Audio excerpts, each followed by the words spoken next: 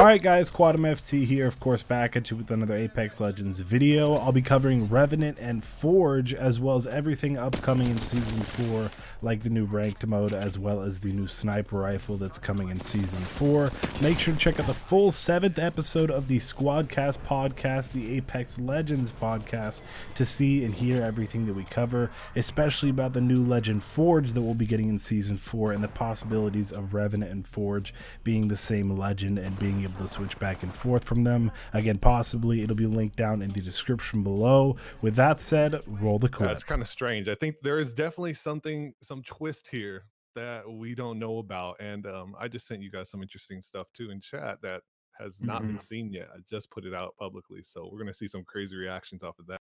Oh, for sure. Hey, that leads towards my idea of Revenant being the dark side of Forge, man. Yeah, I mean, look at that. I mean, I think we're going to show this off in the podcast for you guys since Luke already tweeted out, I'm pretty sure. But this picture that we're looking at is looking mighty odd, to be honest. It looks like it's hinting towards a lot of stuff. Revenant's coming up behind Forge. Looks like he's about to attack him or something like that. It looks like he's about to kill him. Yeah, to be honest, yeah. Maybe take his spot in the Apex games. Take that quick sponsor by Hammond. If Apex does what we're suspicious of them doing, I think that would be a better move than just releasing Revenant in general. If we have a tease for Forge to come out, but then Revenant is doing some kind of sneaky attack, and then boom, here comes Revenant, he's released as well, so it's a surprise. I think that's a better release than just saying, hey, Revenant's going to be the next legend, here's all his stuff, and here you go. I don't know, maybe they are just big braining us here.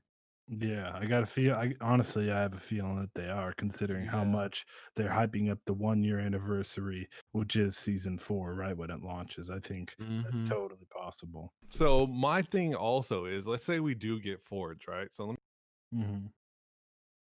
You cut out. What's up? Let me open up his abilities real quick. Okay, so he has pull shot, short range grapple that pulls enemies into you or can be used to launch yourself into the air. And then he has ground slam, press crouch while airborne to slam into the ground below. And he has KO punch, jump forward in a direction, press crouch while airborne to slam into the ground. Use your enhanced legs to jump forward in a direction. Press crouch while airborne to slam into the ground, same thing. Bull rush in a straight line. If you hit an enemy along the way, press again to do an uppercut launching you into the air. And then enhance your melee to do more damage the lower your health is. Dealing melee damage gives you a temporary overshield. And then we have Victory Rush. Killing a player with a melee attack restores your health and gives you a 30% speed boost for 10 seconds. Now, how the hell does this fit into the meta at all? Literally, all his abilities are only going to be useful when he hits the ground and we're fighting on train to get armor, because when else are you going to use any of those abilities? It doesn't make sense. Yeah, you don't just go up to people, start meleeing them when you have an R9 or something. That's just I do. Although there is kind of a positive to that they're not making each champion or each legend, excuse me, the same. You know, they're giving them different roles. Like I always reference in this podcast, like Lifeline has more of a support role. Lifeline. I guess for I don't know what type of role Forge would have, but he's like the opposite of Gibraltar. But he's an attack rather than. And you know what's funny too is I saw Asu tweet. He was like, "Oh, this is right before our tournament. You're gonna add a brand new character and you're gonna mess up the meta."